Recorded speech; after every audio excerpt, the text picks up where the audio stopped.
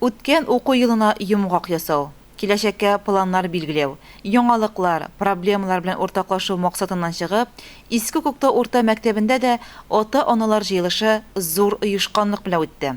Анда район хакимияте башлыгы Илдар Мустафин, Иске Күктау авыл советы авыл биләмәсе башлыгы Ратмир Мөбәрәков, районның өстәмә белем бирү учреждениесе җитәкчеләре, Югары Яркәйдәге 2нче балалар һәм яшүсмерләр спорт мәктәбе директоры Рөстәм Сәетов, 1нче спорт мәктәбенең директор урынбасары Лилия Гафарова, балалар иҗат үзәге директоры Лиана Узаманова, балалар сәнгать мәктәбе җитәкчесе Ирина Фасхиева, мәктәп коллективы һәм ата-аналар катнашты. Җыелышта башлангыч сыйныфлар укытучысы, профсоюз комитеты рәисе Гөлнара Камалова, мәктәп хәвефсезлек территориясе темасы буенча чыгышы тыңланды.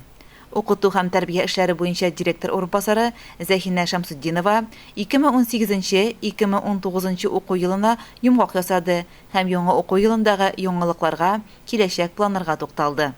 На начало прошлого учебного года численность учащихся составила 122 человека.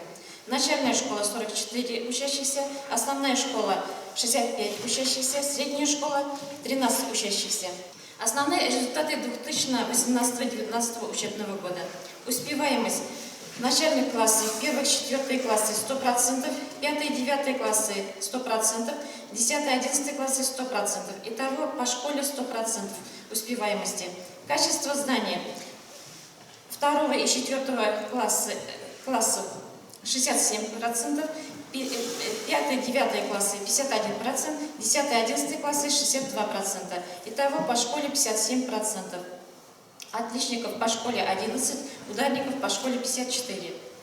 В государственной итоговой аттестации участвовали 17 обучающихся 9 класса и 5 выпускников 11 класса.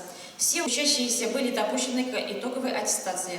Выпускники школы поступили в учебные заведения. В Уфимский государственный авиационно-технологический университет, Башкирский государственный аграрный университет, медицинские, технологические, педагогические колледжи.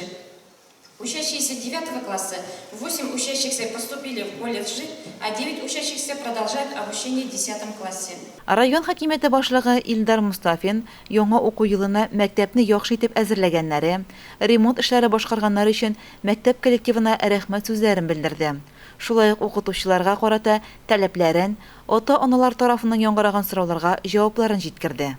Зур мәктәп, алайгына да түгел, 2 авыл советында булган мәктәп, Иске Күктауда да, Исәнбайда да. Сез тәләкәйдән башлап, балаларны ташыйсыз үзегезгә Исәнбайга. Красный Октябрьне участок балаларын Ибрагимнан тапап киләсез монда укырга. Мәктәп улайды, зурайды.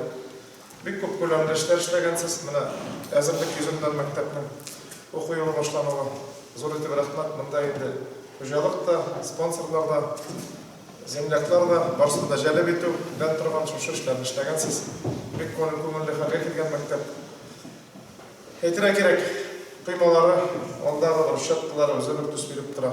Менә тырышкач килеп чыккан зур итеп рәхмәт. Җыелышны мәктәп директоры Альбина Набиева алып барды.